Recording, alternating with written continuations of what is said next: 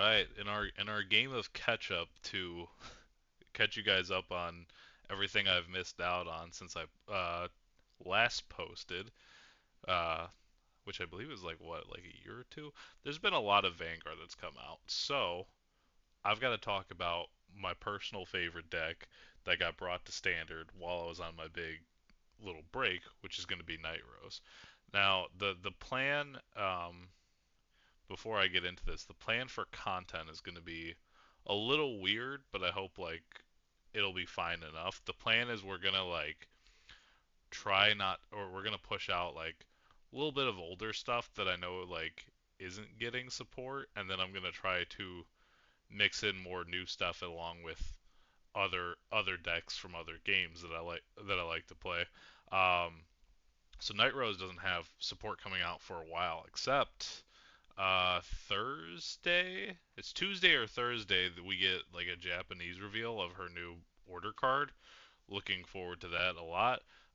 So this kind of gives you a base for that, but things like Jejuled, uh, Magnolia, the new one, like we're gonna wait on things like that until the set drops out. I believe this week the Overlord promo comes out, so depending on how quickly that comes in from the mail, you can hear me gush about that deck for like 10 or 15 minutes, however long the profile will be. But yeah, we're just gonna go ahead and bump right into this. Starting with the ride line. So the ride line, you have to play the Undeparted Grenache. You have to play the Parting Shade. Parting Shade, if you're not familiar with the Stride decks, if you have the specific starter, you get to get the Crest card, which allows you to have the G Zone, and then you get to draw a card. And then specifically on this Crest, its special ability, besides having a G Zone, because they all have a unique ability. This one is that you get to uh, when one of your guys is retired, which will normally be during the end phase, when you mill cards. So specifically for her Generation Break 2, which we'll get into, instead you get to put one card back. So sometimes when you'll mill like top three and you'll hit some triggers, you can at least put one of them back, which is kind of nice. I don't think it comes up super often for this deck. It's kind of a uh, if you're desperate for the mill, you go for it. But for the most part, I really don't mill the uh, the top three too often. One Columbard. Columbard is an insane card for this deck. The Harry deck got the same thing, but it's basically when Rose rides over it, you Soul Blast one card, look at top seven, and you pick two cards that aren't two units that aren't Sentinels. One goes to your hand and the other goes to your graveyard. It sets you up and it can get you stride fodder. It's really free. And then of course Night Rose. Now Night Rose, this is just a retrain, or not a retrain, but this is the original Night Rose from G with a new art, but it still does the same thing, which is going to be when a G unit strides over this Counterblast 1, bring a card back from your graveyard. It gets plus 2k. The plus 2k is very important for hitting the magic numbers in this deck. And then her GB2 is when one of your units retires, you get to mill your top three, and then bring the card back. So it's kind of nice. If you have like a big interceptor that you want to bring back, you can. But again, it really doesn't come up that often, unless you're like hurting to have a drop zone. But you should just get there naturally. So we're gonna go on to the main deck. I've tried to organize this in terms of the importance between the grades.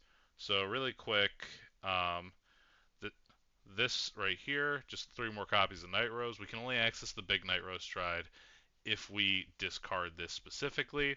So having access to more copies is always good. At one point I was playing two, but three for the most part feels pretty good. I'd like to always have a guarantee that I can get to it. And then we are on to four copies of Enlarged Gulf Dragon. This card is insane. So if you discard it to ride a grade 3 or you discard it to stride, you draw a card.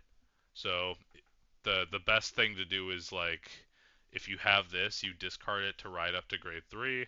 Uh, and if Columbard hits another one, you add it to your hand and then discard it for stride. So you draw 2 cards, which is absolutely insane. The other ability, if you have a grade 4 Vanguard, it can Soul Blast 1 on play to add a grade 2 or greater with a different name from your drop to your hand. You get to filter your Energy Cycler. You get to filter Nightrose if you got rid of it early. You get to grab a 15k shield from your drop zone. It's insane. This card's the actual MVP. I've got 1 copy of Nightstorm. So he has the ability which is Hollow, which is Grand Blue's key mechanic from G, which is if you put in the hollow state when it enters, at the end of the turn it dies. But you get abilities for doing that. So when this unit is hollowed, it gets plus 10. It's not the biggest, but there are times when your opponent's at 5 damage and you want to call something that hits really hard for the last attack. So this will when you get to that stride, at the very least, it'll swing for 33, 43 with the on call from Vanguard. So it's a big hitter by itself, which warrants the 1 copy of it. Although, like I said, we get a new order soon, so that might be swapped out for that, but we'll see. And then if you discard it for stride, you draw a card similar to this, just not discard for ride like this one is. Again, this card is and Large Gulf is insanely good. And then the last card is Radiance Caliburn. So in terms of Regalis pieces for this deck, you can kind of go many different ways. I prefer Radiance Caliburn because it does something at any point that you're at grade 3, which is you can either draw 2 cards if you desperately want to bulk up your hand, or if your hand's looking really good, you can put it to soul and you can countercharge 1, which is really nice. Other options are things like Twin Cast to get the extra blocks. There's the Jejuled one. It's like Enshroud in Darkness or whatever it was from the Master Deck set, which lets you bring cards back equal to your Vanguard's grave. I think that one's good to look into just because your main Vanguards are always going to be grade 4s. So you can bring back a 3 and a 1, which is really good in this deck. But for now, I've just been on this. I'm going to try testing out that one too. And then I think Ladder, Bracing Angel Ladder is the only other one I would consider. But I think you can kind of go any way with a Regalis piece in this deck and it'll work out just fine for you. So that's it for our grade 3 count. A little heavy, but that's okay because we are a grade 4 deck. And then we're just going to pick up all these grade 2s. So we got 4 copies of Marauding Shade. This card hits, man, let me tell you. So you can hollow it, and it gets 5k power when it's hollowed. And if you have, I believe it is specifically 10 or more cards in grave. Yeah, if you have 10 or more cards in grave, it gets the 10 instead of 5. So it hits for 20, which is really good. But the other reason that we really play 4 copies of this is if you have the Nightrose Crest, it's a 10k shield, which is insanely valuable in this deck. But the other really good thing about it is that you get, if you have 10 or more in drop, it gets an extra 5k. So this becomes a trigger's worth of defense that you can, at any point when you're on grade 4, grab back to your hand. It's so good. um, I'm sure there's a world where you play less copies of this, but I love having the extra defense because this deck, you know, it doesn't get its extra attack. It's a 3 attack deck until pretty much turn 5 technically, or turn 4 if you went second. So bulking up is always like a really good idea for this deck, which is why I think 4 is pretty good. If you could just scoot over there though, because we want to talk about the next supporting card, which is the Energy Cycler. So half of the Energy Cycler's ability is locked because we do not play Persona Rides. But when you guard with it or you discard it for ride, you can either Counter Blast or Energy Blast 3 to draw a card. So it's really nice. It gives you a little extra outlet to your energy because your main one is Alvina, which obviously we'll talk about her when we get it into the grade ones. But again, it goes with that kind of tanky philosophy. You're always going to have a big hand because of this and because of these two, because they're going to be. Oh my God, that did not show up well. Let's try that again. Because of these two, because they draw you cards when they're discarded. So you're always just going to have a really decent sized hand, which is kind of what you want, especially when you look at the meta of the game, where you got Virgila trying to end you on turn 3 pretty much, and everything else is doing triple drive and 5 attacks on turn 3. So having a big hand is really nice. I've got 2 copies of Negralazy. Now Negralazy is one of our main counter chargers in the deck, um, and uh, you get that ability at the end of turn when it dies from hollow, or if you just call over it while it's hollowed. So the grade 4 Nightrose can counterblast one to kill it, call stuff back, and then countercharge off of it, which is really nice. You only need 2. I feel like I've always seen at least 1 copy. Uh, so I've never thought about playing more. If you feel like you need a third, you can try to make room for a third. But we have 1 copy of the Ace unit. The Ace unit for Stokia is insanely good. It's got an Energy Blast 3 on play to get 5k and look at top 7 to mill 1.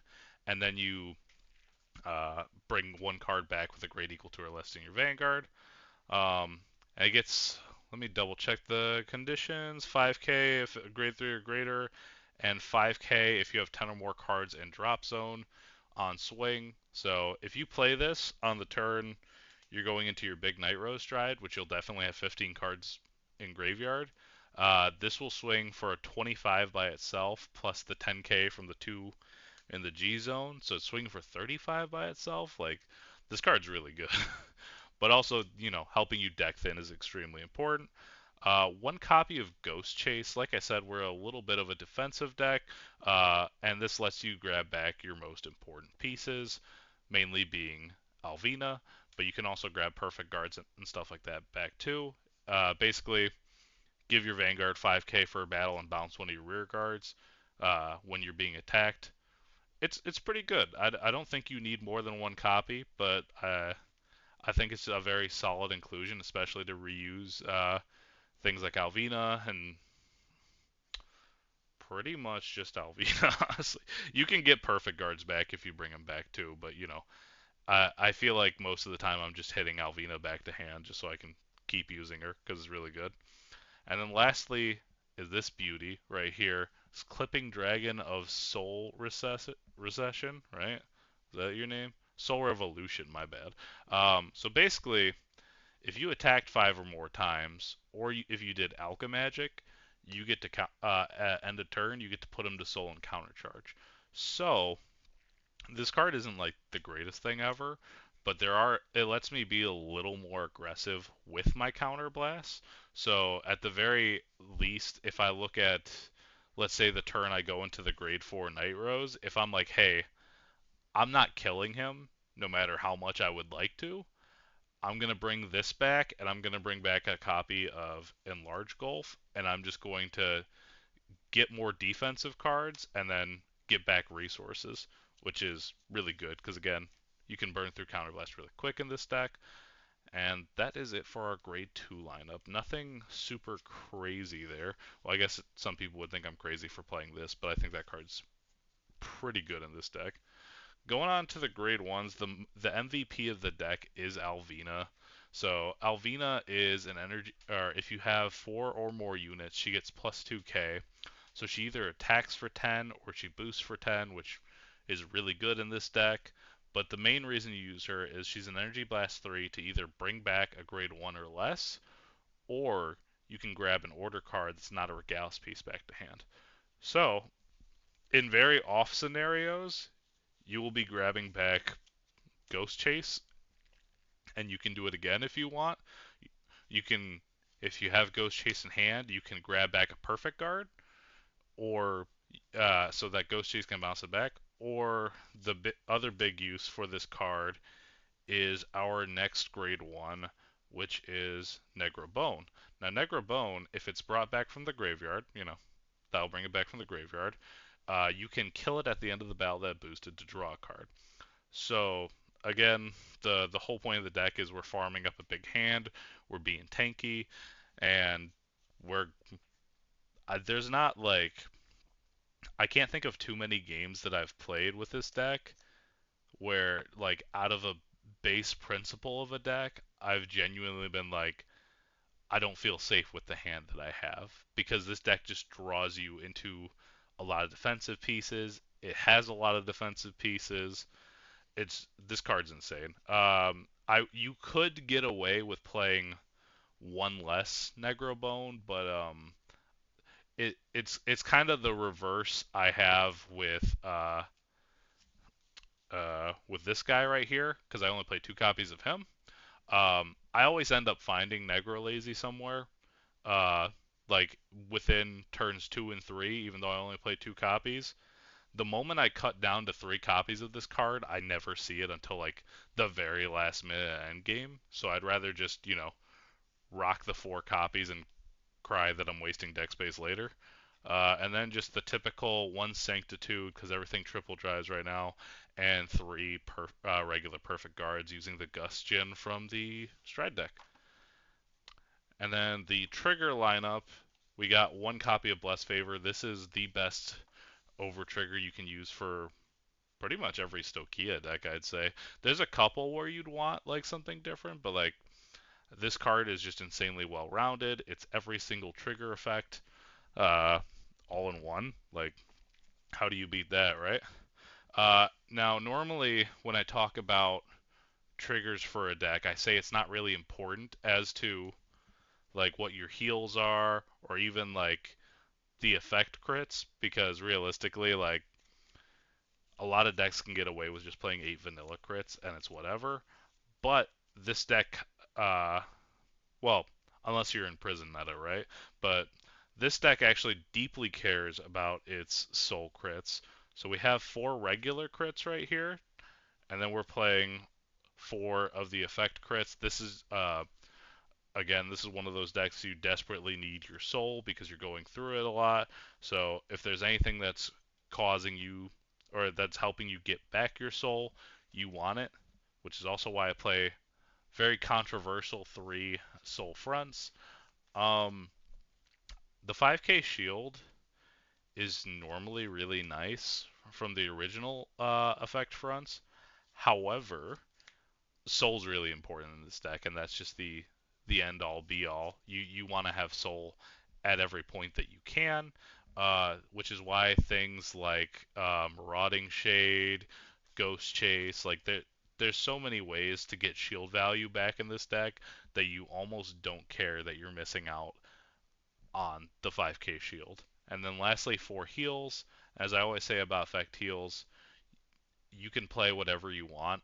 I personally, this is one of the metas. I'd probably say you could go 4 of the effect heal that if your opponent restands something like it gets extra shield. This would be the one meta I would be okay with it, but for the most part, I feel like having a 15k shield at any point is way better than having a effect one that's only effective depending on the matchup pretty much. So I'm always going with these, but tailor the effect heals to your personal needs, what you play against at your locals, what you play against at tournaments. Tailor it to what you will see there. And then the last thing we got to talk about is our Stride deck, which is weird. I feel it's not a premium video, but I get to actually talk about Stride deck. So I got 4 copies of King Obada. You know, this I think this was a regular rare in the original G, so it's kind of cool that he got like a full art glow up because I love his art. But he has the ability. He's your first stride every time you flip up a G unit, look at top 5, send 1 to graveyard, and then you get to bring back anything from your graveyard. And if it has the hollow ability, it gets +5. So Normally, you are at least for me personally, because the meta's kind of like everyone's playing hard aggro decks. They're trying to kill you as quick as you can. Normally, if I stride this, I'm flipping up another copy of it because I do not expect my games to go where I'm going into another one of these, because you'd be on 3 attacks. Your opponent's just not going to care. But even if you flip up just one of these, you can still stride into another one, so it's kind of fine. And then lastly, we have the 4 copies of Phantom King Night Rose.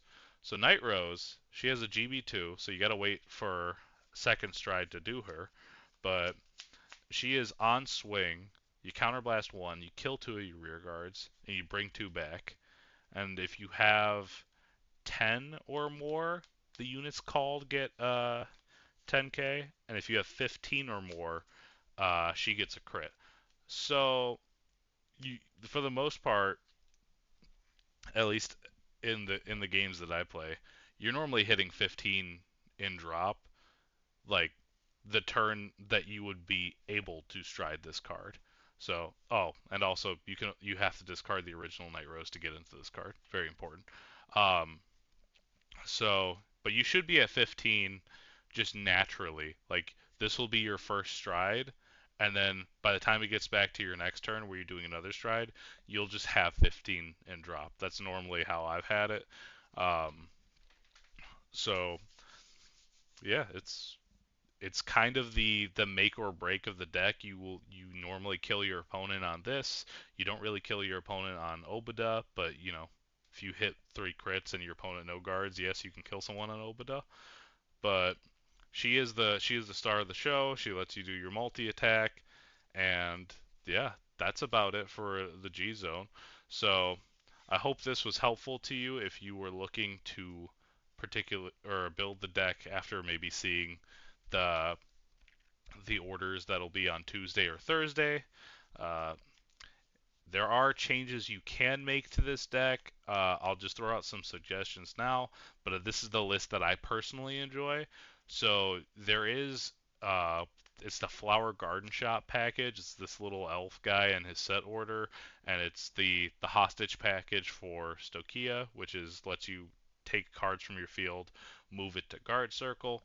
The reason I don't like those in this deck, or in general, to be honest, is I feel like something always happens when I play them, where either I damage check the order and I just never have a way to pull it out, and the Grey 2's dead to me, or I'll be playing in a matchup where they just get rid of my stuff, and I'm like, okay, there's not really a point to playing it. So if you think you're fine playing with that logic in your deck, where you're like, hey, I want the extra net just in case my luck doesn't suck like yours. Go for it, man, because my luck sucks sometimes. So I'm trying to play to my ability with knowing that I will absolutely damage check that order every time and not get it back. But um, I think that's pretty much the only like big change. There's like a niche change you could make in terms of Conceited Noble Philander, which is a grade 1 that looks at top 5 in Mills 1, and if you have 10 or more cards in drop, it's a 18k booster. Finding room for that is a little difficult, again, because pretty, like, I have to play 4 of this guy because like, if I don't, I just don't see him. Uh, this card's just insanely nice, so I do want to play 1. So finding room for it is very hard. I don't think it's a necessary addition to the deck, but if you feel like you want the 18k booster, you are more than welcome to try to find room for it in the deck.